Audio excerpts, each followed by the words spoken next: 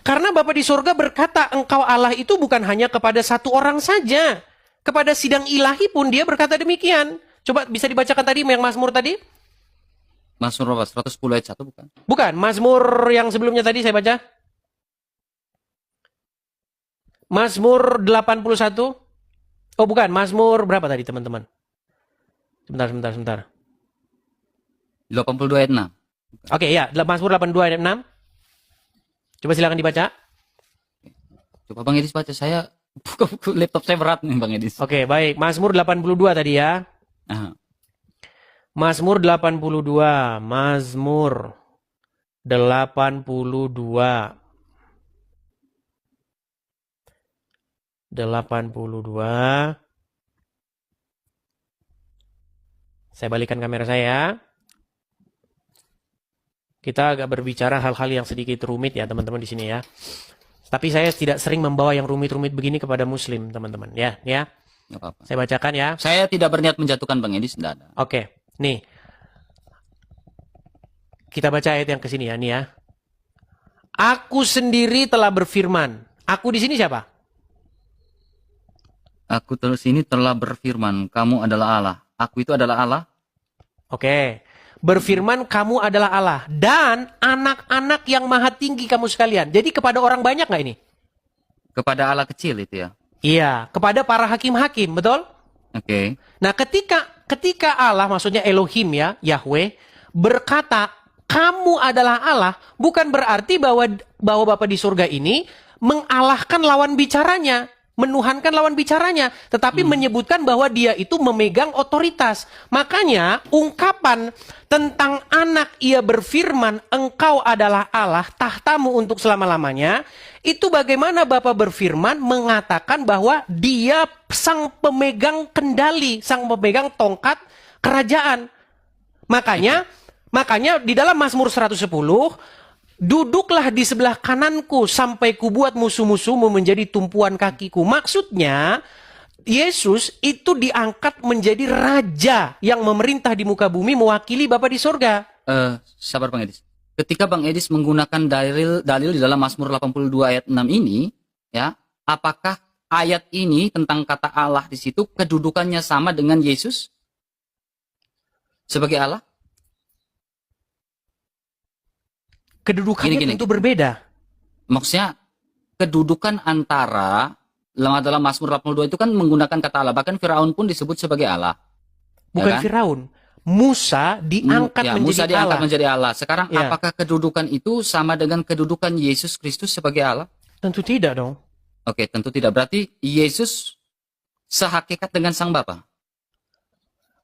Hakikat itu apa dulu? Apa hakikat Kalau itu? sehakikat berarti intisari hako, dan artinya dia setara dengan Allah. Tidak ada yang besar, tidak ada yang lebih kecil dalam konteks Tritunggal Maha Kudus. Kalau Bible mengatakan bahwa anak itu menaklukkan diri kepada Bapa di surga, tapi begini karena Bang di sini Bang, sabar Bang Edis, Oke. maaf ya. Oke. Karena Bang Edis tadi sempat mengutip Oke. di dalam Yohanes 10 ayat 30. Ya kan? Nah, di dalam Yohanes 10 ayat 30 ini di sini menggunakan kata ego. Ya, egoemi ya. Ya, ini egoemi. Ya, ego. Jadi ini berbicara tentang dia itu sang ilahi juga. Ya kan? Nah, ini pernyataan ego ini pun setara kalau kita perhatikan di dalam Yohanes 14 ayat 6, tapi di situ bilang I. Berarti hand as man, itu kan bentuk hand itu kan bentuk netral. Ya kan, as man itu kan kami, tapi bentuk netral artinya dia sahakekat. Dia itu artinya esa. Sahakekat, tidak ada yang besar dan tidak ada yang kecil, setara dia. Ya, tetapi konteks di sini kita melihat juga pernyataan Yesus 7 kali penekanan di atas kayu salib, 7 di dalam kitab Yohanes, akulah jalan kebenaran, itu menggunakan kata ego juga, egoemi. Ya, Tapi dan begini, Bang Erka. sabar Bang Edis. Oke, silakan. Dan pernyataan Yesus ini, ya, kalau kita melakukan sebuah perbandingan dan hermeneutik, itu kita lihat di dalam Keluaran pasal 3 ayat 14, di mana di situ ada pergunaan kata ehye, eser ehye, ya, dalam Septuaginta kita bisa lihat bahwa itu adalah egoemi. Menurut Bang Edis, pernyataan di dalam Keluaran 3 ayat 14 itu siapa itu? Sang Bapa kah atau siapa? Keluaran 3 ayat 14. Ehye, eser ehye. Itu siapa itu? Ketika dengan Nabi Musa. Itu Bapa di surga. Waduh, itu firman Allah. Iya, Bang Edis. Bapa di surga makanya saya bilang ini kita berbeda di sini Bang Edis. Bukan, Karena bukan dalam begini. Maksudnya Keluaran begini. 3 ayat 14 itu adalah firman Allah, bukan Bapa di Betul, surga. betul. Tetapi Bapa di surga itu selalu dikatakan dia berfirman dengan perantaraan sang firman. Betul. Dafarnya datang, firmannya datang kepada Musa, firmannya datang kepada para nabi, firmannya selalu datang. Jadi karena memang Bapa di surga itu tidak berubah, dia tetap untuk selama-lamanya.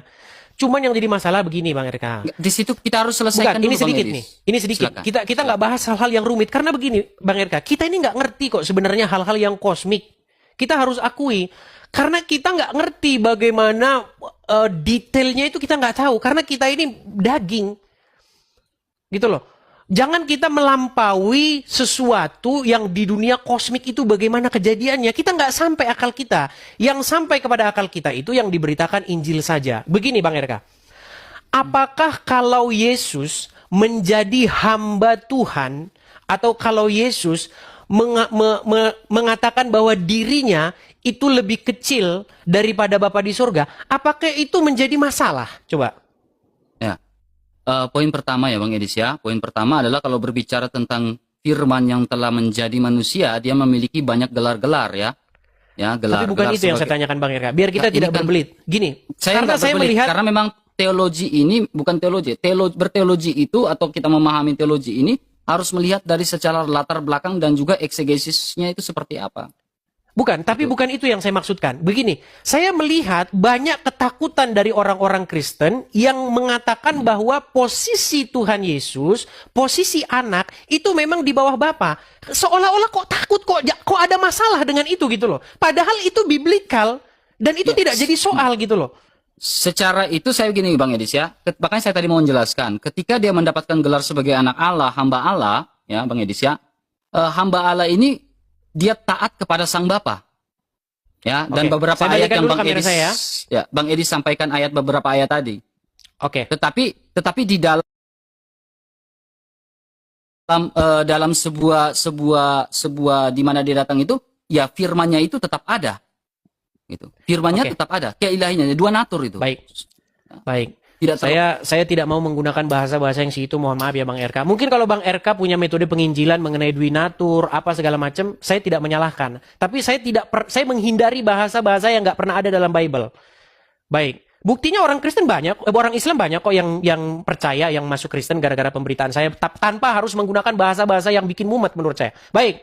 Saya akan bacakan bagaimana Tuhan Yesus sendiri mengaku bahwa Bapa lebih besar daripada dirinya. Misalnya dalam Yohanes 14 ayat yang ke-28, ya.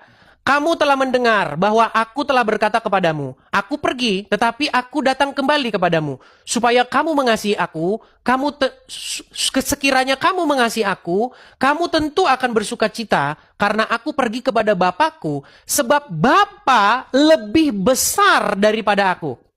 Ini kata Tuhan kita sendiri nih. Tuhan Yesus yang ngomong.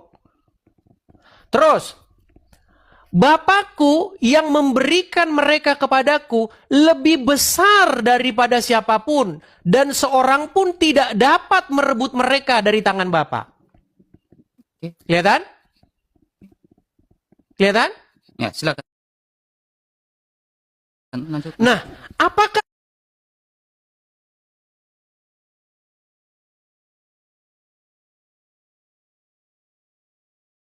nolak perkataan ini, kok takut memberitakan Injil kalau memang kepala dari istri itu adalah suami, kepala dari suami adalah Kristus, dan kepala dari Kristus adalah Bapa di sorga.